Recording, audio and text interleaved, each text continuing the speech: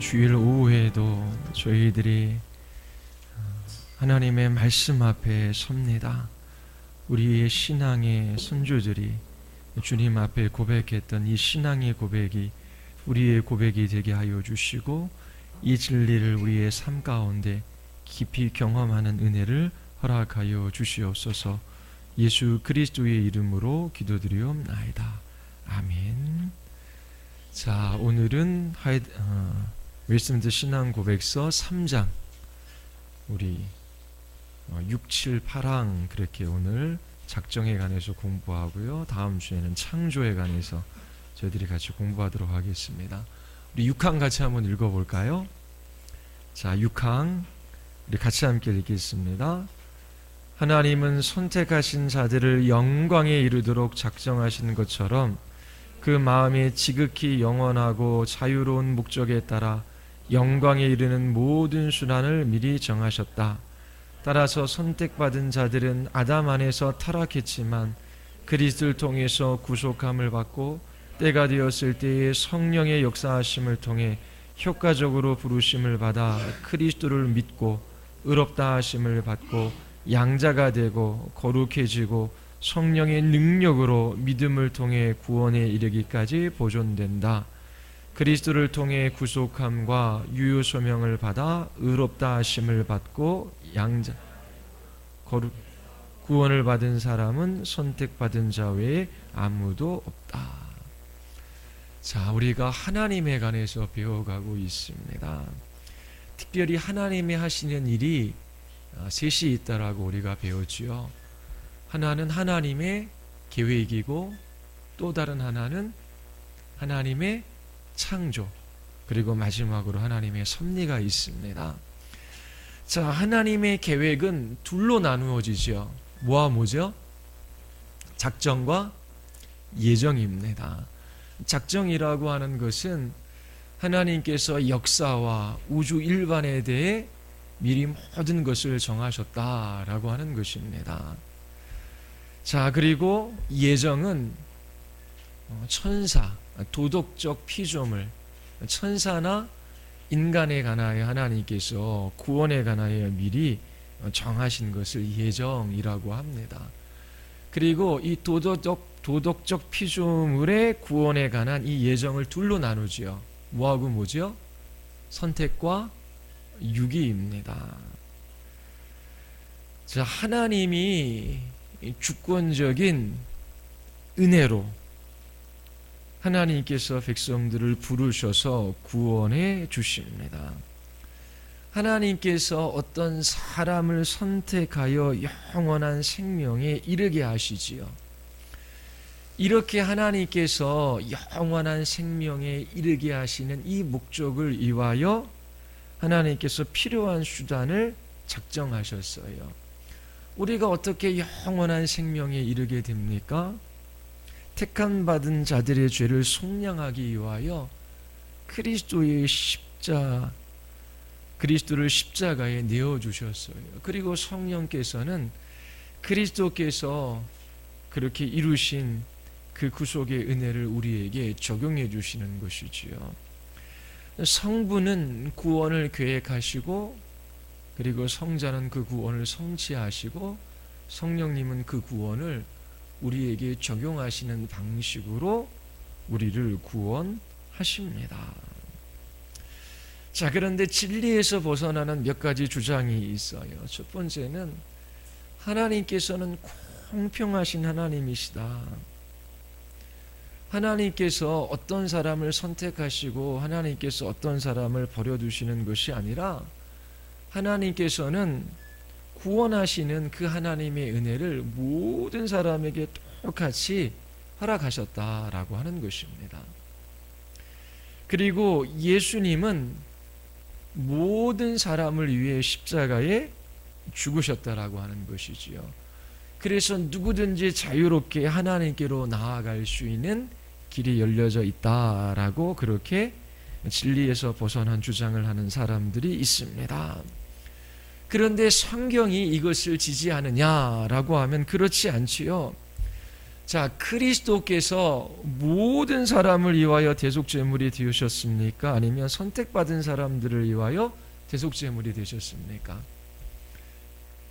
예, 성경은 그리스도께서 선택받은 사람들을 위하여 대속제물이 되셨다라고 하는 것을 우리에게 가르칩니다. 자, 그리스도가 그러면 모든 사람들을 위해 형벌을 받으셨습니까? 아니면 선택받은 사람들을 위해 형벌을 받으셨습니까? 1번입니까? 2번입니까? 네? 선택받은 사람을 위하여 형벌을 받으셨어요. 자, 그리스도가 선택받은 사람을 위해 구속을 성취하셨습니까? 아니면 모든 사람을 위해 구속을 성취하셨습니까? 선택받은 사람을 위하여 구속을 성취하셨습니다. 이런 질문을 해볼 수 있어요. 하나님께서 모든 사람에게 동일한 은혜를 베풀어 주셔요. 왜냐하면 공평하신 하나님이시기 때문에. 우리의 본성에 딱 맞는 진술이지요. 모든 사람을 위하여 동일한 은혜를 베풀어 주셔요. 그리고 예수 그리스도께서도 모든 사람을 위한 대속제물이 되셨어요. 모든 사람을 위하여 형벌을 받으셨어요. 그리고 모든 사람을 위하여 구속을 성취하셨습니다. 자, 그러면 이런 질문을 할 수 있어요. 그런데 왜 모든 사람이 구원을 받지 못할까요? 일부만 구원받지 모든 사람이 구원받지 못해요. 이거를 설명하는 사람들이 이렇게 설명합니다. 하나님께서 공평하게 모든 사람에게 은혜를 베풀어 주시고 예수님도 모든 사람을 위하여 대속하시고 형벌을 받으시고 그 구속을 성취하셨어요. 그런데 문제는 우리에게 달려있다라고 하는 것이지요. 내가 믿으면 그 은혜와 그 구속의 성취들이 나의 것이 되고, 그리고 내가 믿지 않으면 하나님도 나를 구원해 주실 수 없다. 구원이 우리의 의지적 결단에 달린 문제이기 때문에 결국 하나님은 공평하시고 모든 사람을 사랑하시는데 내가 결단하고 결심하지 않았기 때문에, 내가 믿지 않았기 때문에 내가 하나님의 심판을 받는 것이고, 내가 믿었기 때문에 구원을 받는 것이다 라고 그렇게 설명하는 사람들이 있습니다. 그런데 성경에서 말하는 진리가 아니지요. 구원이 하나님의 주권적인 은혜에 달려있지 우리의 결단과 결심, 선택에 달려있다라고 성경은 말하지 않아요. 그렇다면 우리의 구원이 얼마나 불안할까요? 왜냐하면 우리는 구속받은 죄인에 불과하기 때문에 그렇습니다. 그래서 하나님의 구원하시는 주권적인 은혜를 강조하기보다 인간의 선택을 강조함으로 그렇게 왜 모든 사람이 구원을 받지 않고 일부만 구원받는지 설명하는 사람이 있어요. 그리고 또 어떤 사람들은 성부와 성자는 이처럼 모든 사람에게 동일한 은혜를 베풀어 주시고 모든 사람을 위하여 성자께서 십자가에 죽으셨지만 성령께서 일부만 그 구속의 은혜를 적용하시는 것이다. 그렇게 주장하는 때도 있어요. 그리고 공식적인 그러한 교리로 그렇게 선택했던 교회들이 있었습니다. 그러면 성부와 성자, 성령 이 삼위 하나님이 구속에 있어서 충돌을 일으키는 것이지요. 성부와 성자는 모든 사람을 구원하기를 원하시지만 성령께서는 몇몇 사람만 구원하신다. 성경에서 말하는 진리가 아닙니다. 그리고 내가 믿었기 때문에 주님의 양떼가 되는 것이 아니라 주님의 양이 되었기에 주의 음성을 듣는 것이죠. 진리에 속해 있기 때문에 주님의 말씀을 듣는 것이라고 성경은 우리에게 가르쳐주고 있어요.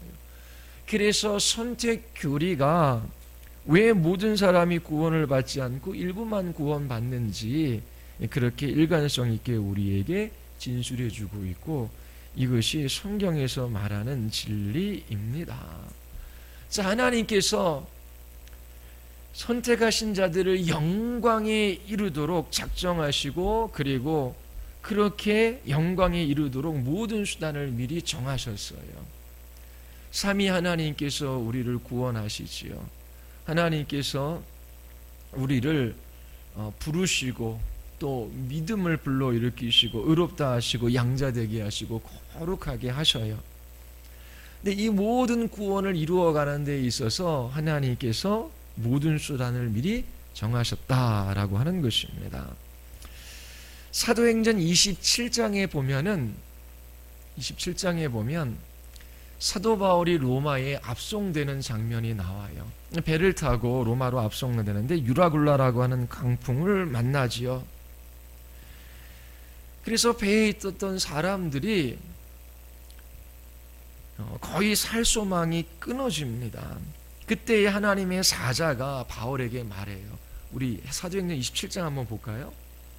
27장 한번 보겠습니다. 27장 24절 한번 같이 한번 읽겠습니다.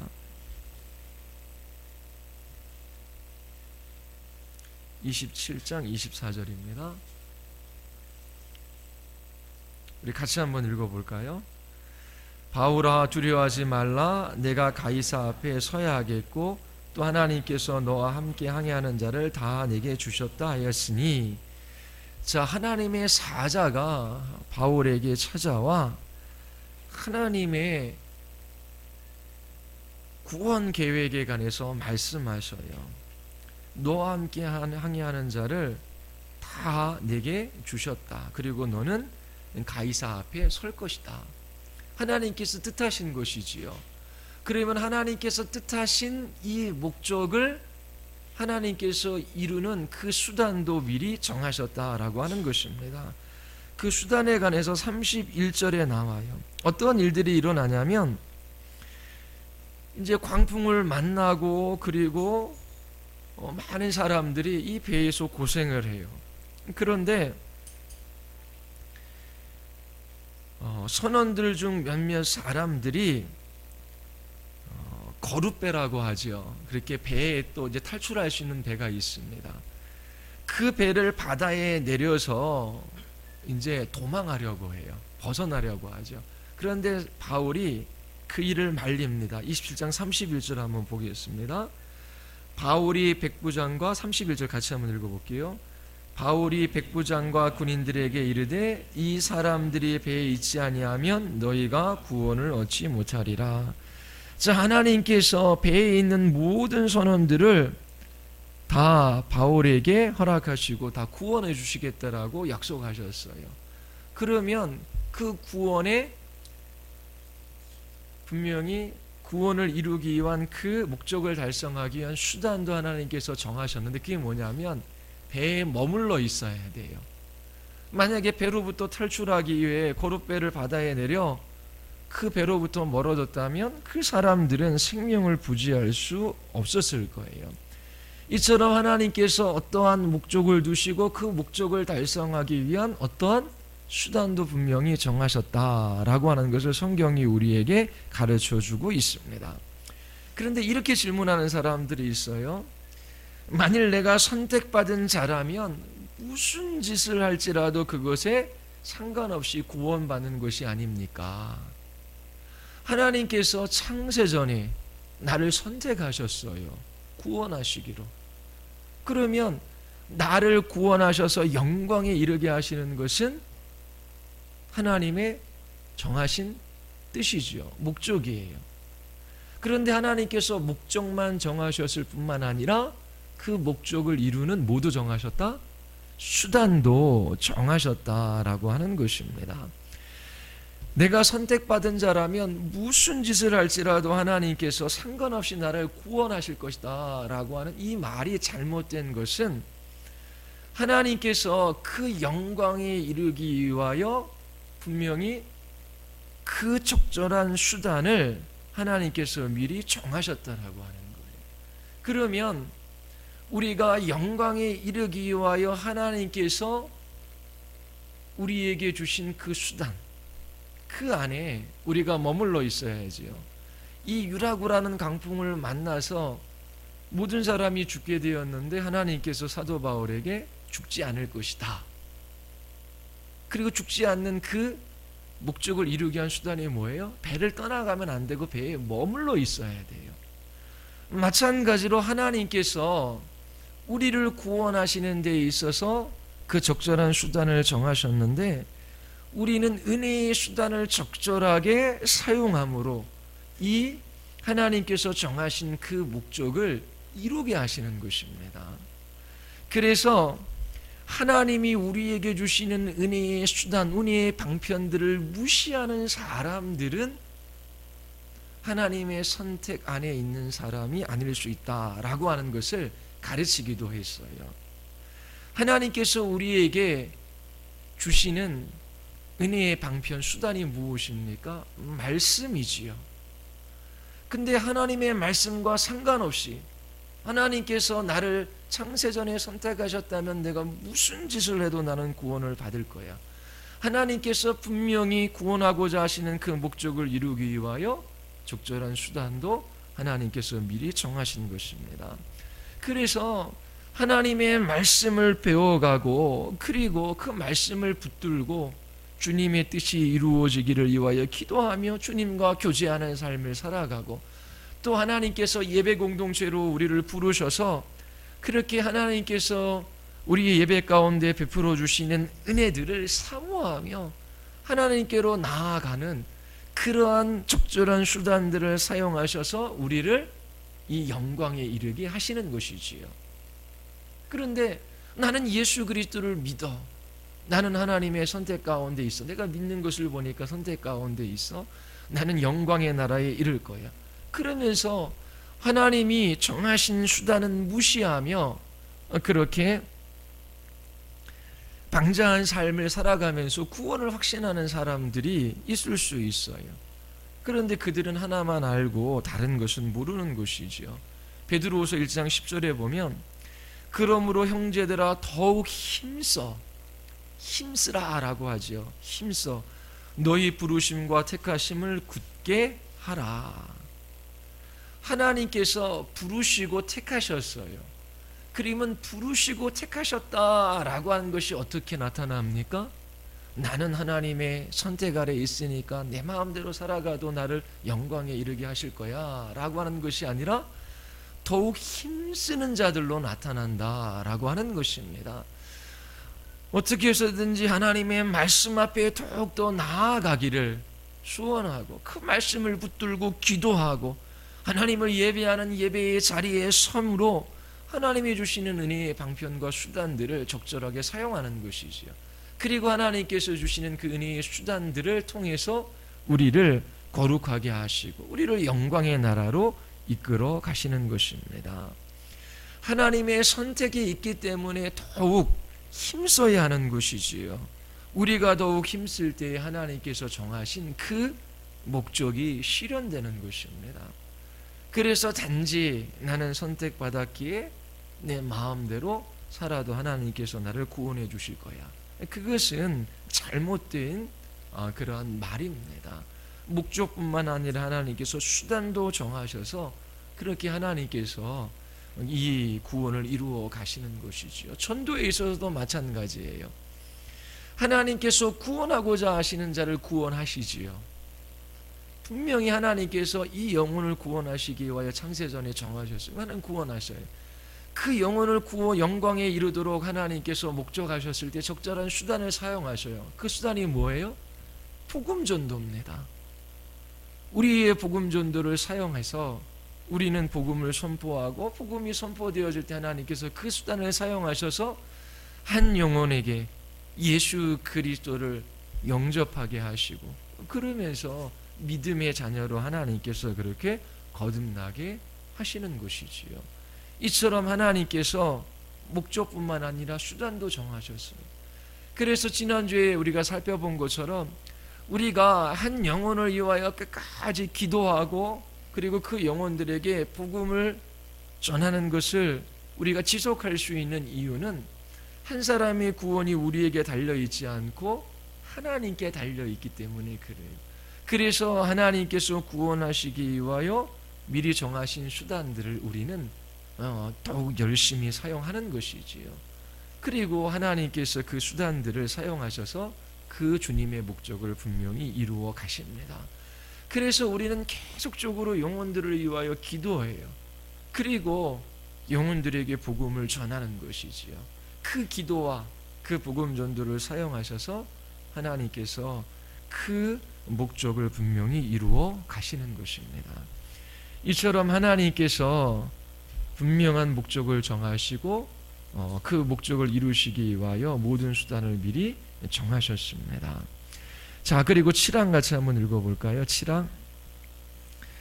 하나님은 그 뜻하신 바 측량할 수 없는 계획에 따라 피조물들에게 행하시는 주권적인 능력의 영광을 위해 기뻐하시는 대로 긍휼을 베풀기도 하시고 거두기도 하신다. 그분은 선택받지 못한 나머지 사람들을 버려두시고 그들의 죄로 인해 진노와 수치를 당하도록 작정하시어 자신의 영광스러운 정의를 찬미하게 하신다. 자, 하나님께서 긍휼을 베푸시기도 하고 거두시기도 하셔요. 하나님께서 야곱에게는 긍휼을 베풀어 주셨지만 에서는 하나님께서 내버려 두셨어요. 왜 그러셨을까요? 성경은, 그리고 우리의 신앙의 고백은 하나님의 선하신 뜻이 있기 때문이다 라고 말해요. 우리가 잘 알지 못해요. 야곱, 에서 두 사람 모두 죄인이지요. 하나님께서 야곱을 구원하시고자 그렇게 은혜를 베풀어 주셨을 때에 야곱은 잘 믿을 것을 미리 아셨고 에서는 믿지 않을 것을 하나님께서 아셨기 때문에 야곱을 선택했다. 이게 아니거든요. 하나님께서는 무조건적으로 야곱에게 긍휼을 베푸시고 에서에게는 그 긍휼을 베푸시지 않았어요. 두 사람은 모두 죄인이지요. 이 일은 하나님의 기뻐하시는 뜻대로 이루어진 일이라고 성경은 우리에게 말하고 있어요. 사람에게서 그 이유를 찾을 수는 없는 것이지요. 하나님께서 어떤 사람을 선택하셨다라고 하는 것은 그 선택 속에 동전의 양면처럼 어떤 사람은 버려두셨다라고 하는 거예요. 근데 버려두셨다라고 할 때에 어떤 사람은 하나님께서 주권적으로 그 사람에게 개입하셔서 은혜를 베풀어 주심으로 예수 그리스도를 믿게 하시고, 그리고 이게 버리신다라고 할 때 하나님께서 그 사람의 마음 안에 죄를 불러일으키시고 그리고 악한 일을 하게 하셨다. 그런 버림이 아닙니다. 개혁주의에서는 하나님께서 선택하실 때에 적극적으로 주권적으로 하나님께서 그렇게 은혜를 베풀어 주시고, 그리고 나머지 사람들은 하나님께서 간과하셨다. 그냥 내버려 두신 것입니다. 그래서 하나님께서 공의로 그들을 다스기로 결정하셨어요. 하나님께서 진노와 저주를 하나님께서 그렇게 그 내버려 두신 자들에게 하나님께서 쏟으시지요. 하나님께서 그들을 내버려 두셨기 때문에, 하나님께서 그들을 선택하지 않으셨기 때문에 그들이 진노와 저주를 받는 것이 아니라 그들의 죄 때문에 그들은 죄를 받는 것입니다. 그리고 이러한 하나님의 공의, 죄를 향한 하나님의 진노와 심판은 하나님의 영광을 위하여 미리 정하신 일이다 라고 성경은 우리에게 말하고 있어요. 한 재판장이 있어요. 근데 그 재판장이 모든 사람을 다 사랑하기에 그 모든 죄들을 용서해 주겠다라고 말합니다. 그 재판장은 좋은 재판장일 수 없지요. 그런데 그 재판장이 분명한 그 죄값을 치르게 합니다. 공의로운 재판장이고 그리고 좋은 재판장이죠. 우리 하나님께서도 모든 죄인에게 그 죄값을 치르게 하셔요. 그러면 구원받을 사람이 없지요. 그래서 그 아들 예수 그리스도를 보내어 주셔서 죄인들을 대신하여 죄값을 치르게 하셨어요. 근데 어떠한 죄인? 하나님께서 구원하시기로 미리 택하신 죄인들을 위하여 그 아들 예수 그리스도를 십자가에 내어 주신 것이지요. 그래서 하나님께서 그렇게 택하신 자들을 주의 은혜로 다스리기시로 정하셨고, 하나님께서 택하시 않은 자들은 그대로 내버려 두셔서 공의로 심판하심으로 주의 영광을 나타내시기로 정하셨다라고 하는 것입니다. 우리가 바라볼 때 누가 하나님의 선택에 있고 누가 버림받았는지 우리는 다 알 수 없어요. 분명히 하나님은 세상을 사랑하셔서 그 아들 예수 그리스도를 보내어 주셨습니다. 그리고 하나님께서 악인들에게도 공평하게 늦은 비와 이른 비를 허락하여 주셔서 그들이 이 땅에서 살아가게 하셨어요. 하나님께서 그리고 택함 받은 자들을 사랑하셔서 그 아들 예수 그리스도를 그들에게 주셨지요. 그리고 하나님의 기뻐하시는 뜻대로 그 나머지 사람들은 내버려 두셨어요. 근데 우리는 알지 못해요. 분명한 것은 예수 그리스도를 믿으면 구원을 받는다라고 하는 것입니다. 오늘 오전에도 살펴보았지요. 복음이 선포되어지면 명확하게 사람들이 갈립니다. 정말 자기 자신의 인생에 소망이 없음을 발견하고 예수 그리스도를 붙드는 사람이 있지요. 그들은 자기 자신의 죄인됨을 보는 사람들이에요. 그런데 어떠한 사람들은 복음이 선포되어질 때에 그 복음을 거부하고 예수 그리스도를 받아들이지 않습니다. 그들의 의지로 예수 그리스도를 거부하는 것이지요. 그들은 죄 아래에 있고 하나님께서 그 죄값을 치르게 하시는 것입니다. 하나님께서 어떤 사람을 관가하셨다면, 내버려 두셨다면 그들이 무서운 형벌을 받는 것은 그들의 잘못이 아니라 하나님의 잘못이다라고 말하는 사람이 있어요. 그러나 생각해 보십시오. 하나님께서 없던 죄들을 있게 하셔서 그들을 심판하시는 것이 아니에요. 그들을 죄 가운데 내버려 두신 것이지요. 그들이 형벌을 받는 것은 하나님이 내버려 두셨기 때문이 아니라 그들이 죄인이기 때문입니다. 이처럼 성경은 구원에 있어서 하나님의 주권적인 은혜를 강조해요. 우리 파랑 한번 읽어보겠습니다. 파랑 다 같이. 신비롭고 그지없는 예정 교리는 특별히 신중하고 조심스럽게 다루어야 한다. 그 이유는 말씀에 계시된 하나님의 뜻에 유의하여 복종하는 사람들의 유효 수명의 확실성을 토대로 영원한 성택을 확증.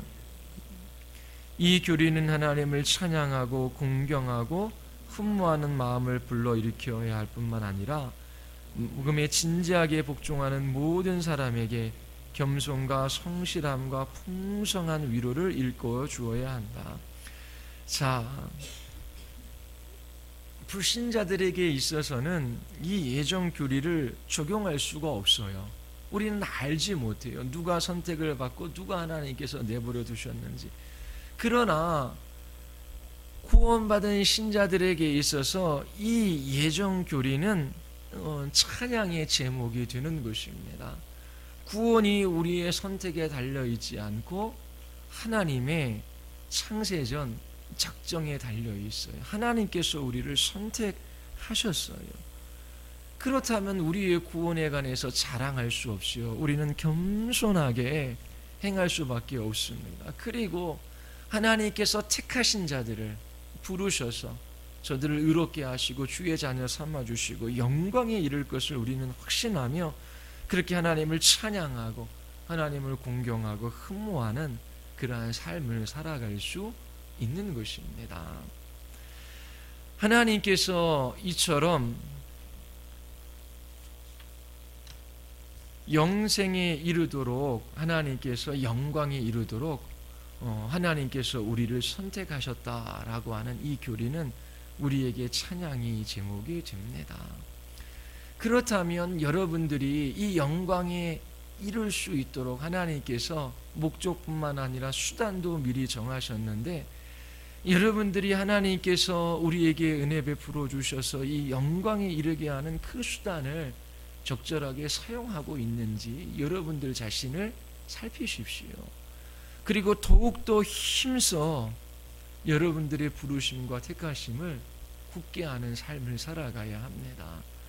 의심하고 불안정하고 두려워하는 삶이 아니지요. 하나님께서 우리에게 말씀하여 주시고 또 하나님께서 그 말씀을 사용하셔서 우리를 견고하게 세우셔서 이처럼 하나님을 찬양하는 예배자로 우리를 이끌어 가실 것입니다. 자, 우리 같이 한번 우리 기도하겠습니다. 우리 이 시간 같이 한번 기도할 때 하나님께서 창세전에 우리를 선택하시고 그렇게 구원하시기로 미리 정하셨다라고 하는 이 교리가 여러분들에게 날마다 찬양의 제목이 되고 있고 이 복음 때문에 여러분들은 더욱 힘쓰는 사람들로 나타나고 있습니까? 우리에게 구원이 있는 것이 아니라 하나님께 이 구원이 있어요. 하나님, 악한 사단의 관계들, 그리스도가 아니라 우리를 바라보게 하고 절망하게 하고 낭망하게 하며 구원의 확신을 잃어버리게 하는 이 모든 시험과 싸우게 하여 주시고 더욱 힘써 부르심과 택하심을 굳게 하는 하나님의 사람들로 나타나게 해달라고 우리 기도합시다. 그리고 하나님께서 목적뿐만 아니라 수단도 정하셨는데 하나님, 우리가 더욱더 부지런히 은혜의 수단들을 사용함으로 그렇게 하나님의 부르심에 굳건히 서게 하여 주시옵소서. 우리 같이 한번 우리 기도하시겠습니다.